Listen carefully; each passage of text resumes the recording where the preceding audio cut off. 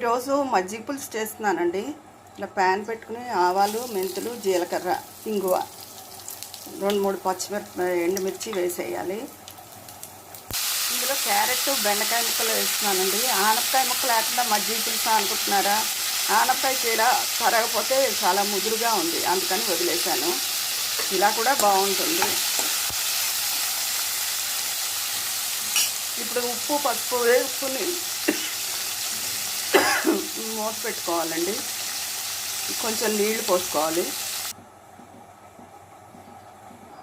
పెరుగుని చిలికేసుకున్నానండి మజ్జిగలాగా. ఇందులో 1 స్పూన్ శనగపిండి వేసి కలుపుకోవాలి. బెండకాయ ముక్క అది ఉడికిందండి. ఇప్పుడు ఈ మజ్జిగ పోసేసుకోవాలి, శనగపిండి కలిపింది.